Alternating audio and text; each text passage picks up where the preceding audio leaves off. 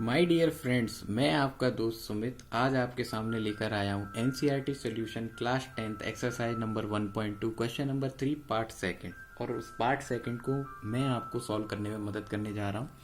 इसमें आपको प्रूफ करना है 7√5 जो होता है वो एक इर्रेशनल नंबर होता है। इसको आपको सॉल्व करना है। तो आप इसको सॉल्व करने के लिए सबसे पहले मेथड ऑफ कॉन्ट्राडिक्शन यूज करेंगे। क्या यूज करेंगे? मेथड ऑफ कॉन्ट्राडिक्शन, जिसमें आप सबसे पहले राइट करेंगे let 7√5 is a rational number. आप सबसे पहले ये अज्यूम करेंगे कि हमारा जो क्वेश्चन है उसमें जो नंबर लिखा हुआ है वो एक कैसा नंबर है? रेशनल है।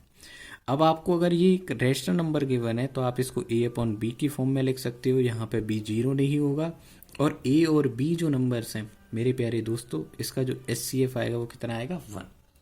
इतनी एंट्री करने के बाद आप यहाँ से √5 का वैल्यू फाइंड करने की कोशिश करेंगे।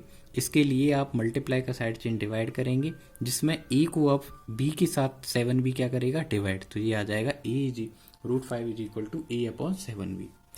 इसके बाद आप इसको सॉल्व करने के लिए थोड़ा सा दिमाग लगाएंगे, और दिमाग ये लगाएंगे मेरे प्यारे दोस्तों, a और b दोनों ही कैसे हैं? इंटीजर्स हैं। इंटीजर्स है ना। और 7b अपने आप में क्या है? इंटीजर ही है। इसका मतलब एक इंटीजर को आप 2 इंटीजर्स के मल्टीप्लाई से डिवाइड कर रहे हो तो दोनों ही फॉर्म क्या होंगी? Integer upon integer.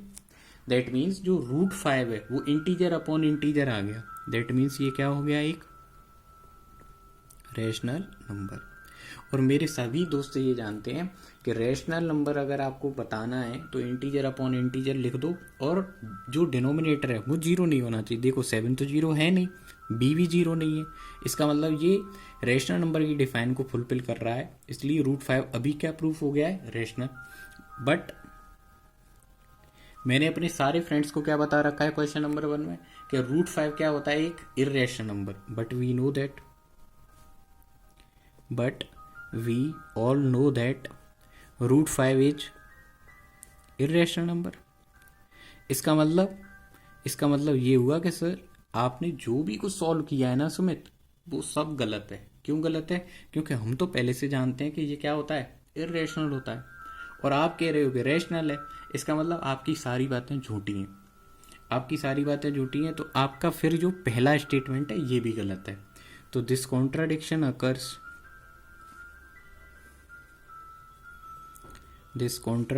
occurs due to our wrong assumption। जो कॉन्ट्राडिक्शन हुआ है, जो भी स्टेटमेंट्स में फाइट हो रही है, वो किसकी वजह से हो रही है? हमारे रॉन्ग अजम्पशन की वजह से हो रही है। हमारा रॉन्ग अजम्पशन ये है कि ये क्या है? एक रेशनल नंबर। ऐसा नहीं है। तो आप हम अपनी मिस्टेक को इम्प्रूव करेंगे, और इम्प्रूव करने के बाद हम लिखेंगे so we can write it as 7√5 is an irrational number. इससे हमने ये प्रूफ किया कि हमारा जो नंबर है ना वो एक क्या है? Irrational number. इस तरीके से हम इस क्वेश्चन को सॉल्व कर सकते हैं। आपको अगर ये वीडियो पसंद आता है, आपको ये एक्सप्लेनेशन अच्छे से समझ में आती है, तो आप इसे अपने दोस्तों के साथ ज़्यादा से ज़्यादा शेयर करके हमें सपोर्ट कर सकते हैं। हमें आपके सपोर्ट की स्पेशल नीड है। So thank you for watching question number 3 part 2।